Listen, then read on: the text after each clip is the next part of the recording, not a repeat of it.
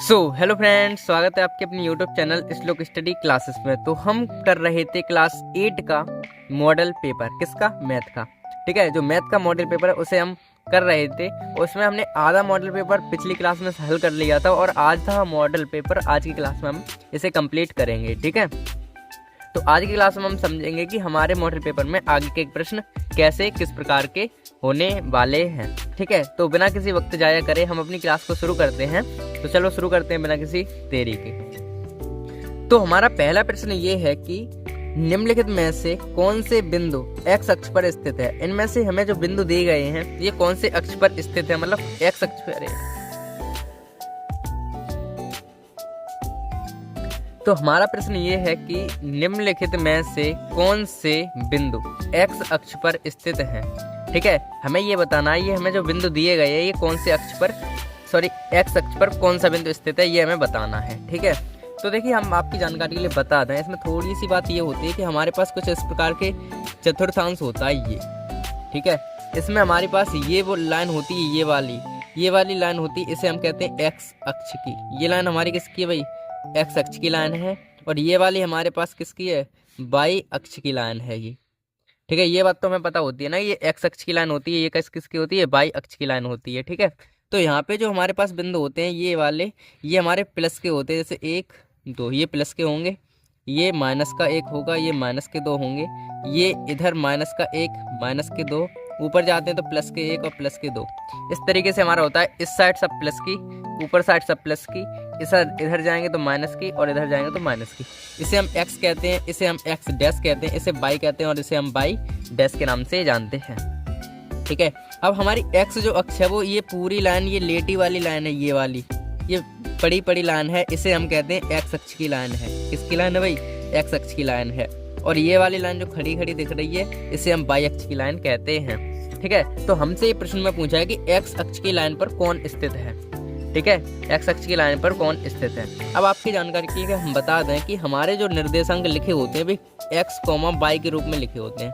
यानी कि हम एक्स पे कितना चला वो पहले बताएंगे, उसके बाद वाई पे कितना चला वो पहले बताएंगे। ठीक है, अगर मान लीजिए आपके पास कहीं ऐसे लिखा है 2,3, ठीक है, तो हम एक्स पे तो 2 चल रहे हैं और वाई पे कितने चल रहे हैं? 3। ठीक है, एक्स पे तो 2 चल रहे हैं, वाई पे कितने चल रहे हैं? 3। ये हमारे पास इस सवाल का वो होता है। ठीक है, तो अगर हम बात करें आपकी एक्स अक्ष पे स्थित है, तो एक्स अक्ष पे मान के चलिए हम 1 चले, यहाँ पे अगर कोई बिंदु स्थित है तभी तो एक्स अक्ष पर स्थित होगा। या अगर यहाँ पे 2 पे स्थित है कोई बिंदु, मान के चलिए यहाँ पे कोई बिंदु स्थित है, ठीक है, तभी तो एक्स अक्ष पे स्थित है ना। एक्स अक्ष ये होता है तो ये एक्स अक्ष पे स्थित ये बिंदु है। तो इसके निर्देशांक क्या होंगे? इसके निर्देशांक ये होंगे कि हम एक्स अक्ष पे कितना चला, एक्स अक्ष पे हम चले 1 2, तो 2 तो आगे आ गए। ठीक है, और वाई अक्ष पे कितने चले? वाई अक्ष पे हम चलेंगे ही नहीं। क्यों नहीं चलेंगे? क्योंकि हमें एक्स अक्ष पर ही चाहिए ना, तो वाई अक्ष पे 0 चलेंगे। कितने चलेंगे? 0। ठीक है, तो आपको हमेशा के लिए एक ट्रिक है वो हम बता रहे हैं कि याद ये रखनी है कि अगर हमारे निर्देशांक में पीछे 0 हो, कहाँ 0 हो? पीछे अगर 0 है, पीछे वाई की जगह पे अगर 0 है, अगर वाई की जगह पे 0 है तो वो एक्स अक्ष पर स्थित होगा। कहाँ पे स्थित होगा भाई? एक्स अक्ष पर होगा। और अगर हमारे पास एक्स की जगह पर 0 है और वाई की जगह पे कुछ भी लिखा है तो वो वाई अक्ष पर स्थित होगा। किस पे स्थित होगा? वाई अक्ष पे स्थित होगा। ये बात है। अगर हमारा पीछे 0 है तो एक्स अक्ष पे होगा, अगर आगे 0 है तो वाई अक्ष पर होगा। ये आपको ध्यान रखना है। ठीक है, कोई समस्या यहाँ तक नहीं है ना? अगर हमारे पास पीछे 0 है तो एक्स अक्ष पर होगा, और अगर आगे 0 है तो कहाँ होगा? वाई अक्ष पर। इसी बेस पे अपने सवाल करते हैं। ठीक है, तो हमारा सवाल कह रहे थे कि हमसे कि निम्नलिखित में से कौन से बिंदु एक्स अक्ष पे स्थित है, यानी कि हमें इनमें से बताना है कौन से एक्स अक्ष पे स्थित है। ठीक है, तो हम आपको एक एक करके हल दिखाते हैं। भाई पहले का हल ये है कि ए हमारे पास बिंदु है -5,0, ये तो है 5,0, तो हमारे पास पीछे 0 है। ठीक है, किस पे 0? पीछे 0 है एक्स पे, यानी कि बाई 0, तो ये एक्स अक्ष पर स्थित होगा। तो यहाँ लिखेंगे हम यह बिंदु एक्स अक्ष पर स्थित है, तो यहाँ लिख देंगे एक्स अक्ष पर स्थित है।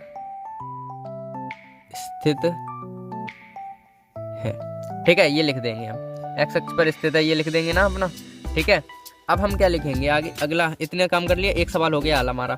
दूसरा सवाल हमारा ये है, दूसरा पॉइंट हमारा है बी, और इसमें कहा है 0, माइनस के 8। ये किस पे स्थित होगा?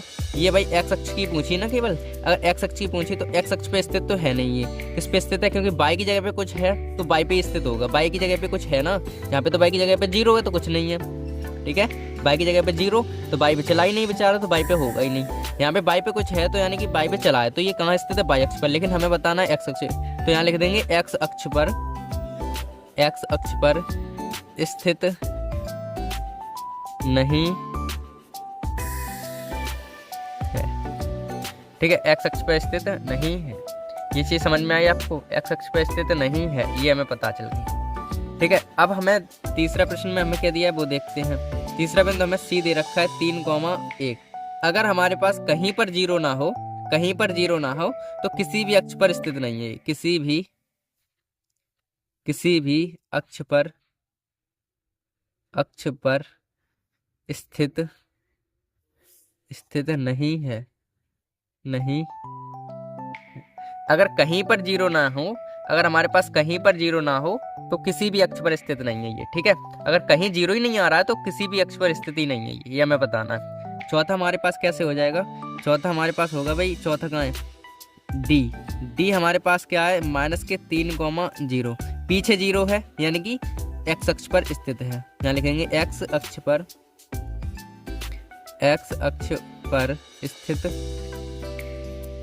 स्थित है, ये लिख देंगे हम, एक्स अक्ष पर स्थित है। ठीक है, ये चीज हमने लिख ली, हमारे पास एक्स अक्ष पर स्थित है ये। ठीक है, अब आगे का प्रश्न करेंगे तो आगे प्रश्न के लिए 5वां यहाँ पे हो जाएगा। 5वें में क्या है भाई? ई, और ई में हमें दिया है -11,0। ये भी देखिए पीछे 0 है तो एक्स अक्ष पर स्थित है, एक्स अक्ष पर स्थित है। ठीक है, जिसमें होगा कुछ वही स्थित होगा। जैसे एक्स के पास 11 है तो एक्स अक्ष पे होगा, बाई के पास 0 है तो एक्स बाई पे तो होगा ही नहीं क्योंकि बाई के पास तो 0 ही है, और दोनों पे कुछ ना कुछ है तो किसी भी अक्ष पर नहीं होगा। ठीक है, जिसके पास होगा वही होगा। जैसे एक्स के पास कुछ है, 11 है ना इनके पास, यहाँ तो 0 है, 11 है तो एक्स अक्ष पे है, यहाँ पर भी है एक्स अक्ष पे है, यहाँ पर भी है एक्स अक्ष पे है, यानी पीछे 0 होगा तो एक्स पे होगा और आगे 0 होगा तो बाई पे होगा, ये बताना। ठीक है, 5वां एक लास्ट और रह गया, 6वां वो भी कर लेते हैं यहीं पे। तो 6वां हमारे पास f बराबर है 0,2 माइनस के, और ये हमारे पास कहाँ स्थित है भाई? ये आगे 0 यानी कि पाई अक्ष पे होगा, तो हम लिखेंगे यहाँ पे x अक्ष पर स्थित नहीं है, x अक्ष पर स्थित नहीं है। ठीक है, x अक्ष पर स्थित नहीं है। हमने ये प्रश्न हमारा होता है कंप्लीट, और आपको एक बार फुल व्यू दे दें यहाँ से इतना। ठीक है, स्क्रीनशॉट लेना हो तो ले लीजिए, और एग्जाम में एक्यूरेट ऐसे ही अच्छे राइटिंग में लिखना है एकदम बढ़िया करके, ताकि एग्जामिनर जो हो वो अच्छे से चेक करें कॉपी को। ठीक है, तो हमने क्या किया, हमें केवल इतने इसमें ये ध्यान रखना था कि जो हमारे पास एक्स अक्ष पर अगर कोई स्थित होगा, एक्स अक्ष पर अगर कोई स्थित होगा तो पीछे 0 होगा, ये ध्यान रखना है बस। पीछे क्या होगा? 0 होगा, आगे कुछ भी हो सकता है लेकिन पीछे 0 होगा तो वो एक्स अक्ष पर स्थित है। ठीक है, ध्यान रखना है ये बात। ठीक है, तो बढ़ते हैं अपने अगले प्रश्न पर। तो हमारा अगला प्रश्न ये है कि भाई विभिन्न बिंदुओं के निर्देशांक ज्ञात कीजिए। जो हमें बिंदु दिए गए हैं इनके निर्देशांक हमें ज्ञात करने हैं, और आपके लिए इसके लिए थोड़ी सी नॉलेज की जरूरत है, बस थोड़ी सी हम देंगे यहाँ पे। ठीक है, तो वो क्या है नॉलेज? ये नॉलेज ये है कि हम पता क्या करेंगे इसमें, हम ये जानेंगे कि भुज क्या होता है, कोटि क्या होती है। अगर हमारे पास कोई निर्देशांक होते हैं जैसे कि 2,3, तो पहले वाला जो होता है उसे हम भुज कहते हैं, और दूसरा वाला जो होता है उसे हम कोटि कहते हैं। क्या कहते हैं भाई? कोटि। ठीक है, तो हम कहें तो पहले अपना भुज लिखते हैं, उसके बाद हम अपनी कोटि लिखते हैं। ठीक है, पहले हम क्या लिखेंगे? अपना भुज लिखेंगे, उसके बाद क्या लिखेंगे? कोटि लिखेंगे। कोई समस्या? पहले भुज फिर कोटि। ठीक है, पहले भुज लिखेंगे, उसके बाद क्या लिखेंगे? कोटि लिख देंगे। ठीक है, अब हम क्या करेंगे? अपने निर्देशांक चेक करेंगे कि हमें करना कैसे ये प्रश्न। तो देखिए क्या है हमारे पास, मान के चलिए हमारे पास बिंदु A है और A के हमें निर्देशांक पता करने हैं। तो हमारे पास पहले तो हम भुज लिखते हैं ना, तो भुज हमारे पास कितना है? भुज हमारे पास कितना है? एक बार हम पूरा कर ही देते हैं। पहले हम भुज लिखेंगे और दूसरे नंबर पे क्या लिखेंगे? कोटि लिखेंगे। दूसरे पे क्या लिखेंगे? कोटि लिखेंगे। तो भुज कितना है हमारे पास? भुज बराबर 3 है, और कोटि कितनी है हमारे पास? -2 है। तो हमारे पास आंसर क्या आ जाता है भाई? आंसर ये आता है A ए बिंदु जो है 3 कॉमा -2 हमारे पास क्या आ जाता है, इसका आंसर हो जाता है। ठीक है, ऐसे हम अपना दूसरा प्रश्न कर लेंगे। तो अब की बार डायरेक्ट करेंगे, हम पहले नंबर पे भुज लिखते हैं और दूसरे नंबर पे कोटि लिखते हैं, तो ऐसे हमारे पास आंसर इसका भी आ जाता है। और ऐसे ही हम आगे के प्रश्न कर लेंगे। ठीक है, तो इसका आंसर क्या आएगा भाई, ए ही मान लेते हैं इसको भी, या फिर बी मान लेते हैं, इससे बी मान लेते हैं ऊपर वाले को, इसे सी मान लेते हैं। ठीक है, इसे सी। तो इसका क्या होगा, 0 भुज तो हमारे पास 0 है, कोटि हमारे पास कितनी है, -3। कोटि हमारे पास कितनी है, -3 है। ऐसे यहाँ पे डी -5 तो भुज है, और कोटि कितनी है, -6। ठीक है, ये कोटि कितनी है, 6। ठीक है, अब ऐसे ही हमारे पास ई ये है, -7,2 ये हो जाएगा, और ऐसे ही हमारे पास ये हो जाएगा क्या, ऐसे ही हमारे पास ये हो जाएगा F3,4। ठीक है, अब आपके लिए एक थोड़ा सा कंफ्यूजन यहाँ, अगर प्रश्न घुमा के ऐसे दे दें कि भाई थोड़े सी ऐसे करके प्रश्न लिख दें कि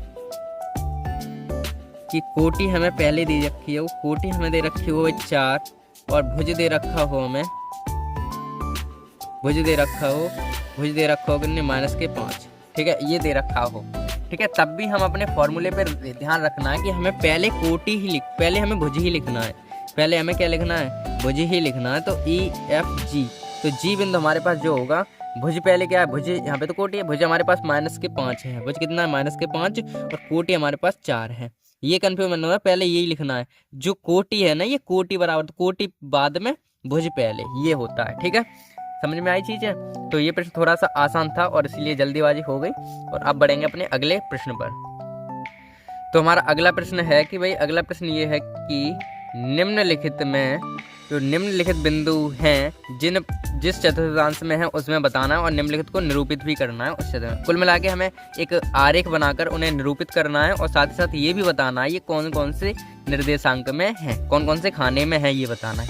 अब निर्देशांक हमारे 4 प्रकार के, 4 ही तो होते हैं, प्रथम चतुर्थांश, द्वितीय और तृतीय और चतुर्थीय। ठीक है, ये होते हैं हमारे पास। ठीक है, तो सबसे पहले हमें एक निर्देशांक बनाना होगा इस प्रश्न को करने के लिए, और आपको भी एज इट इज बिल्कुल बिना लापरवाही करे एकदम बढ़िया करके डायग्राम बनाना, और इसके हम ले रहे हैं इसकी हेल्प, तो आप थोड़ा सा वेट करेंगे।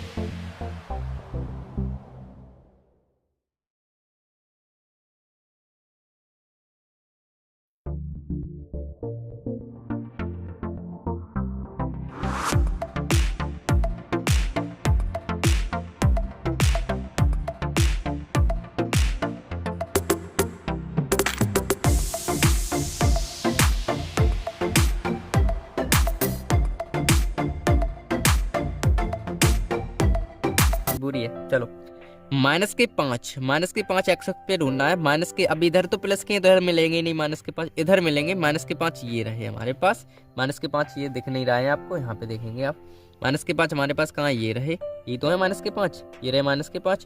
और यहाँ चल रहे हैं -2, यहाँ पे कितना चलना है, -2। एक्स अक्ष पे -5 मिल गए, वाई अक्ष पे -2 ढूंढेंगे तो हम पहुंच जाएंगे यहाँ पे। तो x की जगह पे, x पे चले -5, y पे चलेंगे -2 और इन दोनों पॉइंट को आगे बढ़ाएंगे, और वो भी अपनी पटरी या पटरी की सहायता से। तो बढ़ाते हैं भाई, 1 मिनट रुकना जरा। -5 और -2, तो ये हो गया -5 वाला चीज हमारे पास। एक डॉट डॉट करके बढ़ाना है, ठीक है आपको।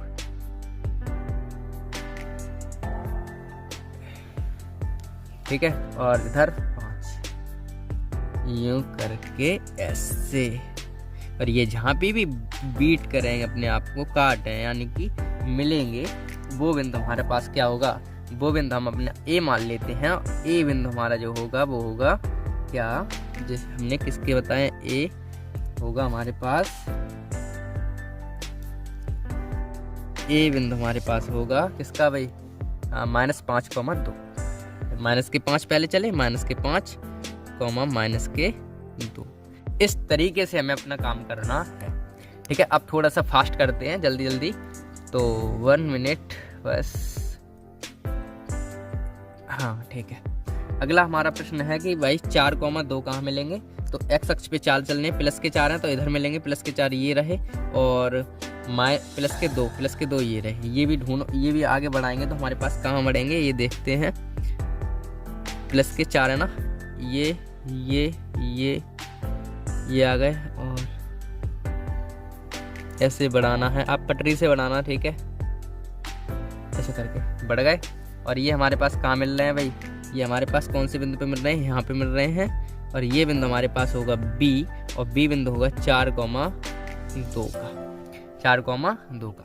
तीसरा देखते हैं, -6,1, -6,1 कहाँ है, -6 हमें नीचे मिलेंगे, यहाँ पे -6 ये रहे, -6 ये रहे, सॉरी -6 उधर एक्स अक्ष पे ढूंढना है ना, -6 कहाँ मिलेंगे, ये रहे, और 1 जाना है, तो 1 ये रहा, -6 ये रहे, तो इसे थोड़ा सा बढ़ाएंगे आगे, और इसे भी आगे बढ़ाएंगे इस तरीके से, ठीक है। तो ये हमारे पास कुछ इस बिंदु पे मिलेंगे, इसे मान लेते हैं C, और ये हो गया -6,1।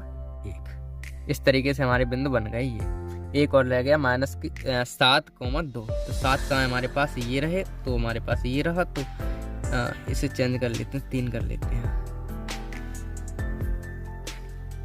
ठीक है।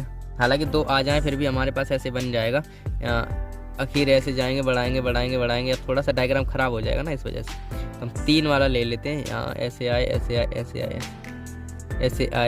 आए, और ये 7 पे को भी आगे बढ़ा दिया, और ये हमारे पास कट रहे हैं यहाँ पे। तो ये बिंदु हमारे पास D हो गया क्या, 7, -3, और आगे यहाँ पे कहीं काटेगा, ये बिंदु होगा D, 7, -2, इस तरीके से, ठीक है। आपको दिख रहा है ना ये, हाँ ठीक है। तो कुल मिला के बात इतनी थी, इसमें टाइम लगा, लेकिन चीज़ें समझनी होती हैं कि हमें चित्र बनाना कैसे है, किस तरीके से हमसे प्रश्न पूछा जाएगा, और किस तरीके से हमें हल करना है, ठीक है। इस तरीके से हमें करना है। अब हमारे पास एक प्रश्न हल हो गया कि भाई निम्न को निरूपित तो हमने कर दिया, अब ये भी बताना है कौन से खाने में है, कौन से चतुर्थांश में है। तो देखिए हमें दिख रहा है साफ साफ ये दिख रहा है कि भाई पहला कहाँ है, ए ये रहा, ए हमारे पास पहला, यहाँ से काउंटिंग होती है 1, 2, 3, तो पहला तो हमारा तीसरा खाने में, ये कौन से खाने में, तृतीय में, तृतीय चतुर्थांश में, ठीक है। ये हमें पता चल गया, ये बिंदु हमारा तृतीय में है, और ये दोनों पॉइंट, ये तीनों पॉइंट कौन से में, प्रथम चतुर्थांश में, प्रथम चतुर्थांश में ही तो है, प्रथम चतुर्थांश में है। और ये वाला पॉइंट ये हमारा तृतीय में है, किसमें, तृतीय चतुर्थांश। ये आपको लिखना है, ठीक है। ऐसे आपको एकदम करना है, एकदम अच्छे राइटिंग, ठीक है। अब चौथे में कोई हो तो चौथे करें, ठीक है। इस तरीके से हमें निरूपित करना है, इस तरीके से हमें बताना है। और आप चाहें तो क्या कर सकते हैं पता है, ये प्रश्न आपको एज इट इज नीचे लिखना और इसके सामने लिख देना ये पहले में है, ये तीसरे में है, ये पहले में है, ये इसमें, ये इसमें। आप चाहें तो कर सकते हैं, ठीक है, वरना इतना काम करेंगे बहुत सफिशिएंट है, ठीक है। अब एक चीज़ आपको हमेशा ध्यान रखनी है, अगर आपको निरूपित ना किया जाए तो आप इतना काम नहीं करेंगे। अगर निरूपित नहीं करवा रहे हैं, आपसे सीधा पूछ रहे हैं कि कौन से चतुर्थांश में, तो आपको हमेशा ध्यान रखनी है, अगर हमारे पास दोनों प्लस प्लस के हैं, किसमें, दोनों प्लस प्लस के हैं, तो वो पहले चतुर्थांश में होंगे। और अगर दोनों हमारे पास किसमें हैं, एक माइनस में है और एक किसमें, एक प्लस में है, एक माइनस में एक प्लस में, तो किसमें होगा, और दोनों माइनस माइनस में तो किसमें होगा, ये हम बता देते हैं। और अगर पहला माइनस में दूसरा प्लस में तो किसमें होगा। जैसे कि एक एग्जाम्पल के साथ करते हैं, ए बिंदु ले लेते हैं कुछ, बी बिंदु ले लेते हैं कुछ, और सी बिंदु ले लेते हैं कुछ, और डी ले लेते हैं कुछ। तो पहला बिंदु में अगर दोनों प्लस प्लस के हैं तो वो प्रथम चतुर्थांश में होगा। किस में होगा, प्रथम में। अगर पहले में ले लेते हैं तो किस में होगा भाई, एक मिनट। अगर हमारे पास पहले में है, पहले चतुर्थांश में है, तब तो दोनों प्लस प्लस के होंगे तो पहले में होंगे। अगर माइनस प्लस, पहला माइनस का होगा, जैसे माइनस के 2 और दूसरा प्लस का हो जाए, माइनस के 2,3 प्लस का हो जाए, तो ये हो जाएगा दूसरे खाने में। और अगर दोनों ही माइनस के हो जाएं तो ये तीसरे में हो जाएंगे। और ये ही अगर पहला माइनस का हो जाए और एक मिनट यहाँ पे उल्टा हो गया, यहाँ प्लस आगे होगा या माइनस होगा, ठीक है। अगर पहला प्लस का हो जाए दूसरा माइनस का हो जाए तो ये चौथे में, इस तरीके से हमें करना होता है, ठीक है। आपको हमेशा ध्यान रखना है। अगर ये पैटर्न आपको ध्यान है तो डायरेक्ट आप कर सकते हैं कि भाई अगर दोनों प्लस प्लस के तो पहले में, पहला प्लस का दूसरा, पहला माइनस का दूसरा प्लस का तो दूसरे में, माइनस माइनस के तो तीसरे में, प्लस माइनस के तो चौथे में। इस तरीके से हमें करना है, ठीक है। अब हम बढ़ते हैं अपने अगले प्रश्न। तो हमारे अगला प्रश्न ये है कि निम्नलिखित में से कौन से बिंदु बाई अक्ष पर स्थित है, ठीक है। इसमें हमें क्या करना है, बाई अक्ष पर जो बिंदु स्थित है उसे बताना है, ठीक है। तो हम एक बार इन्हें लिख लेते हैं भाई, लाइन बाई लाइन। तो इस तरीके से लिखेंगे इनका। पहला सवाल हमारे पास ये है भाई, ए बिंदु दे रखा है 0,-2। और हमने थोड़ी देर पहले ही पढ़ा कि भाई अगर जो हमारे पास आगे 0 होता है, यानी कि आगे 0 होता है, यानी कि एक्स के पास कुछ है ही नहीं, बाई के पास कुछ है, तो ये बिंदु बाई अक्ष, अगर आगे 0 है तो ये बाई अक्ष पर स्थित होगा, बाई अक्ष पर स्थित है, ठीक है। अगर हमारे पास आगे 0 है तो बाई अक्ष पर स्थित है, अगर हमारे पास पीछे 0 है तो एक्स अक्ष पर स्थित है, ठीक है। ये तो पता है। बी हमारे पास क्या है, बी हमारे पास 5,0 है और इसमें पीछे 0 यानी कि एक्स अक्ष पे है, तो बाई अक्ष पर स्थित नहीं है, बाई अक्ष पर स्थित नहीं है, एक्स अक्ष पर स्थित, सॉरी बाई अक्ष पर स्थित नहीं है, ठीक है। और हमें क्या करना है, तीसरा हमारे पास ये है कि सी 0,3, ये हमारे पास आगे 0 है यानी कि बाई अक्ष पर स्थित है, बाई अक्ष पर स्थित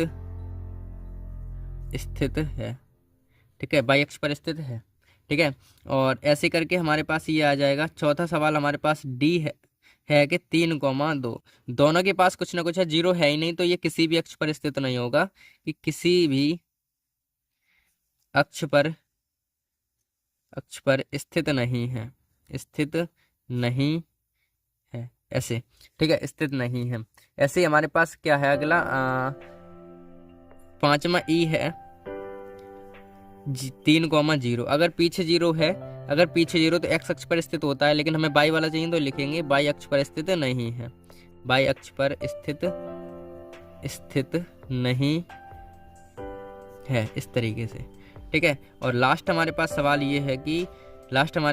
है कि एफ 0,4 क्या होगा, आगे 0 है, पीछे आगे 0 यानी कि बाई अक्ष पर स्थित है, बाई अक्ष पर स्थित है, इस तरीके से मॉडल पेपर हो गया, ठीक है। अब ये मॉडल पेपर कर रहे हैं तो थोड़ा सा जल्दी तो करना ही पड़ेगा, ठीक है। तो इस तरीके से हमें करना है भाई, ऐसे लिखना है और ऐसे बताना है कि बाई अक्ष पर स्थित है या नहीं है या नहीं, ठीक है। तो यह ध्यान रखना है कि अगर आगे 0 है तो बाई अक्ष पर स्थित होगा, अगर पीछे 0 तो एक्स अक्ष पर स्थित होगा, ये ध्यान रखना है, बस सिंपल सी बात है, ठीक है। तो अब हम बढ़ेंगे अपने अगले प्रश्न पर। तो अगला प्रश्न ये है कि भाई निम्नलिखित बिंदुओं में एक्स के निर्देशांक और वाई के निर्देशांक लिखने हैं, ठीक है, एक्स के निर्देशांक और वाई के निर्देशांक लिखने हैं। तो पहला हमारे पास है कि -2, और इसमें x के निर्देशांक और y के निर्देशांक लिखने हैं। तो x के निर्देशांक क्या होंगे, x के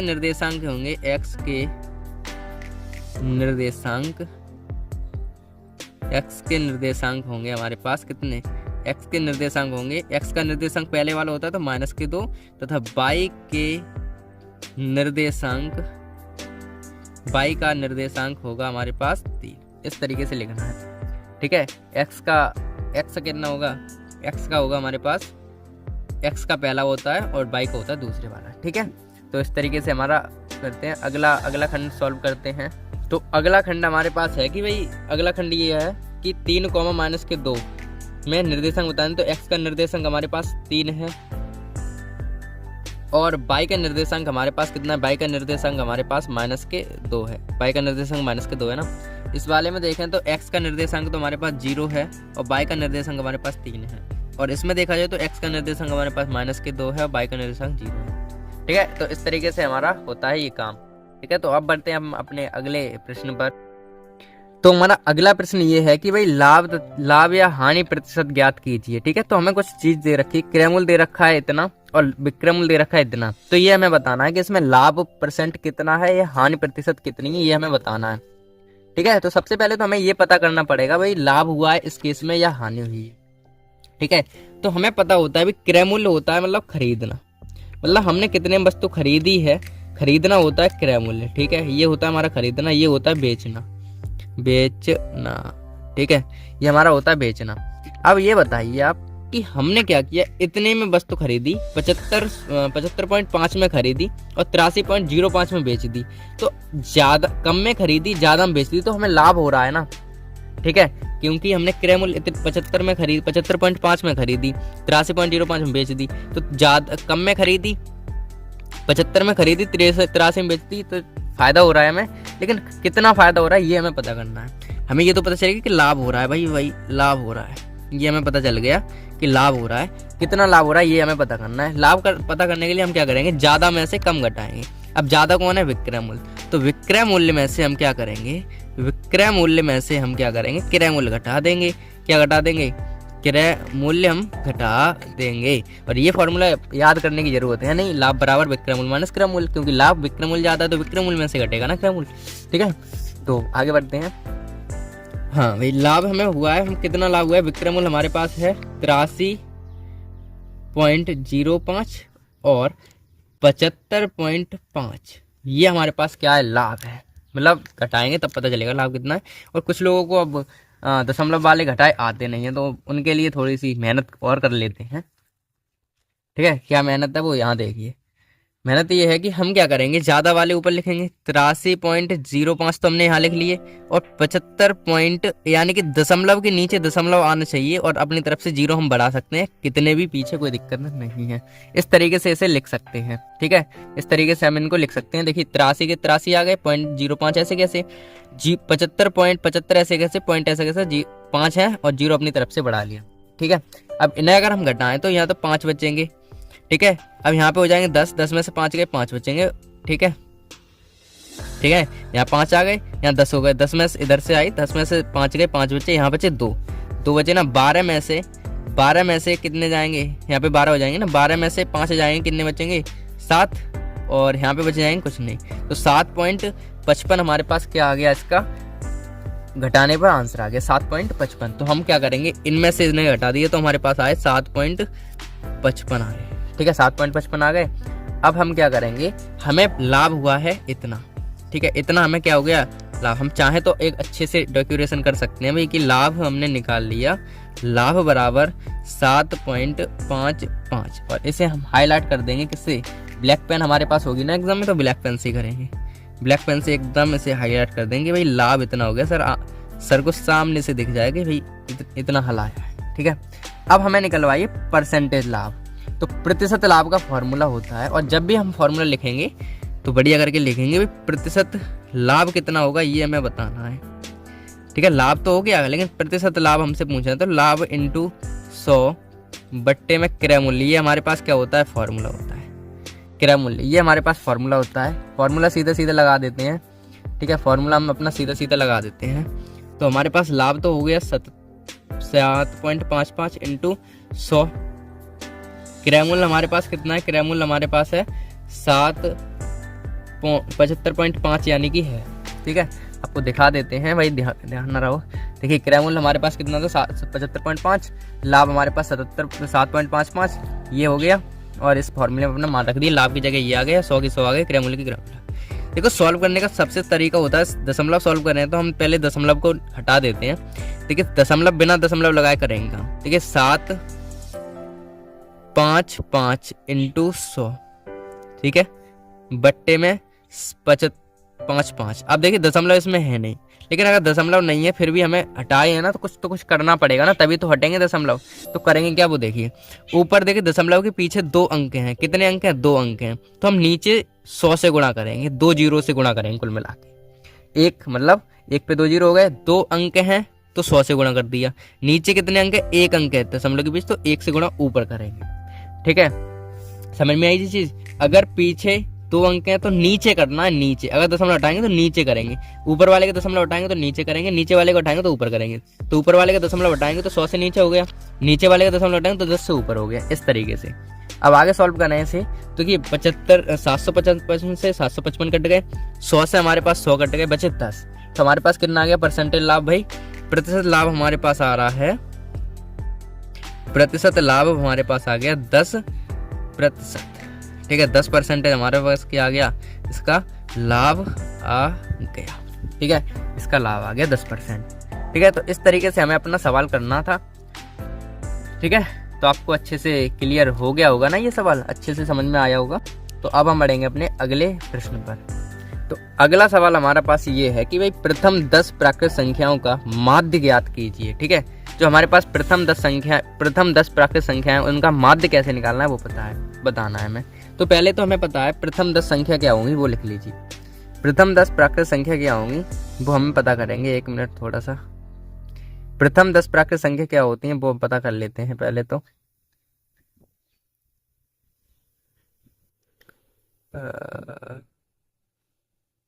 ठीक है, प्रथम 10 प्राकृत संख्या हमारे पास क्या होंगे भाई? प्रथम 10 प्राकृत संख्या ये तो होती है प्राकृत संख्या भाई, प्रथम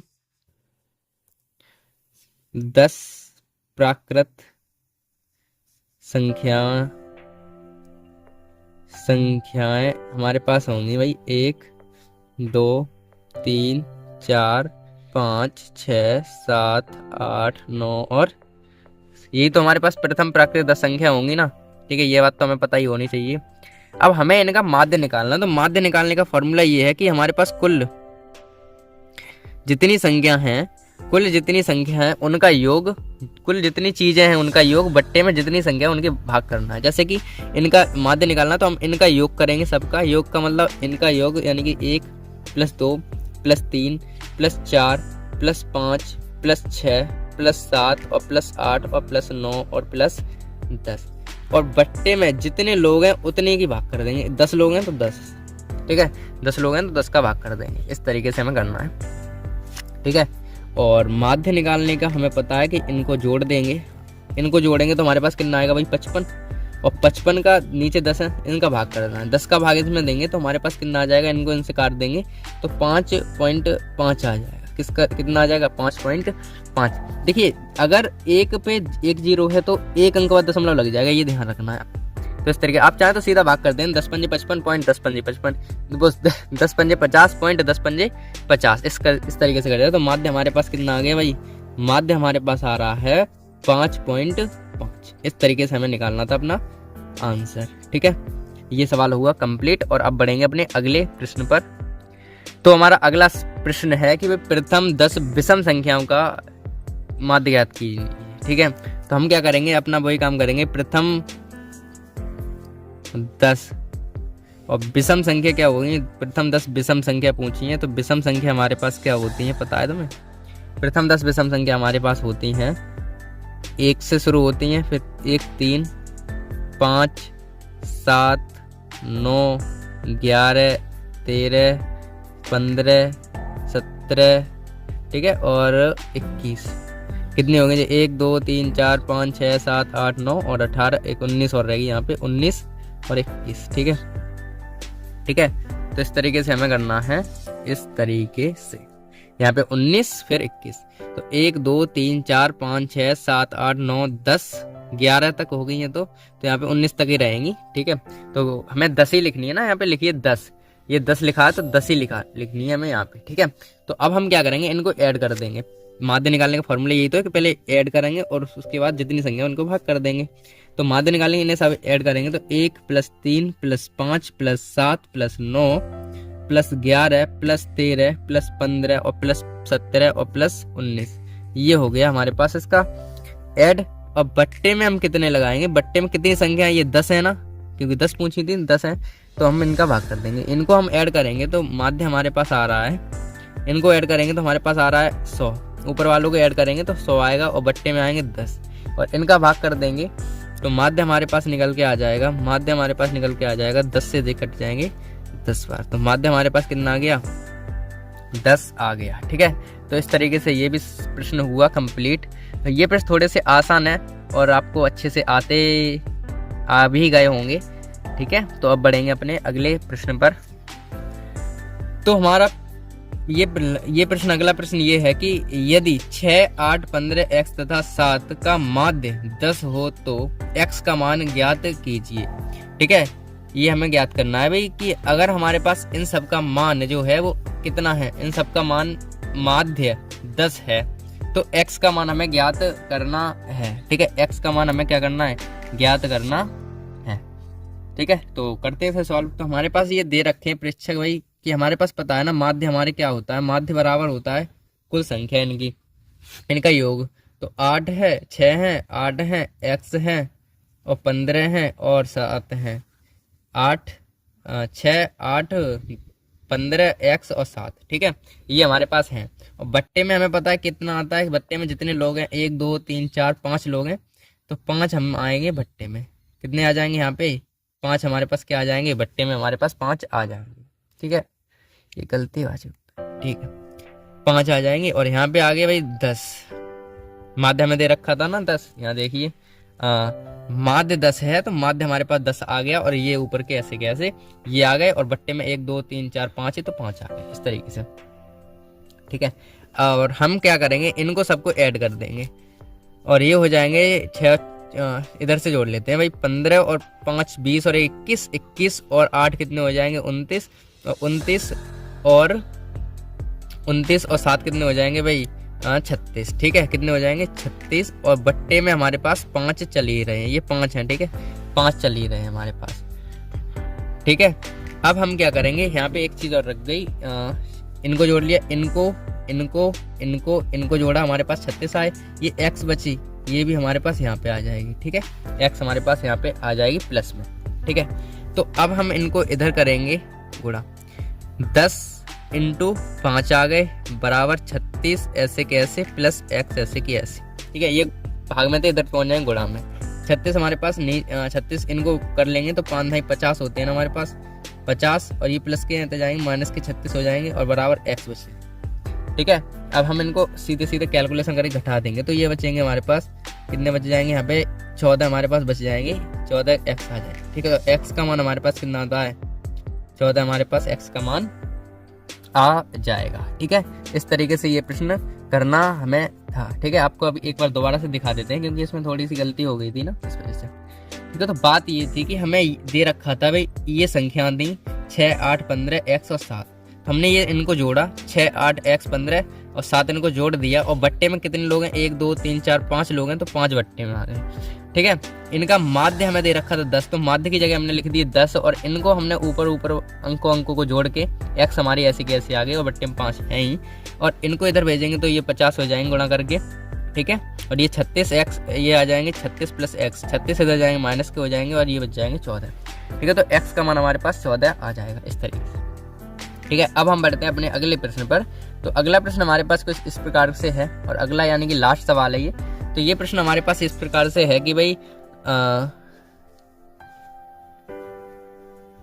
इस प्रकार से है कि यदि ये मतलब वही काम है, हमें क्या करना है, इनको माध्य तो निकालना है, तो माध्य हमारे पास क्या आ जाएगा, इनको ऐड कर देंगे 25 + 10 + x + 8 + 5, और बट्टे में कितने लोग हैं हमारे पास देख लेते हैं, 1 2 3 4 5 लोग हैं, तो 5 बट्टे में, इस तरीके से, ठीक है। तो इनको ऐड कर देंगे, माध्य हमारे पास आ जाएगा, हाँ माध्य हमारे पास क्या आ जाएगा, इनको ऐड करेंगे तो माध्य 25 25 30 25 और 5 30 हो गए, 30 और 10 कितने हो जाएंगे 40, 40 और 8 कितने हो जाएंगे 48 और प्लस x ऐसे के ऐसे आ जाएंगे और 5 हमारे ऐसे के ऐसे आ जाएंगे, ठीक है।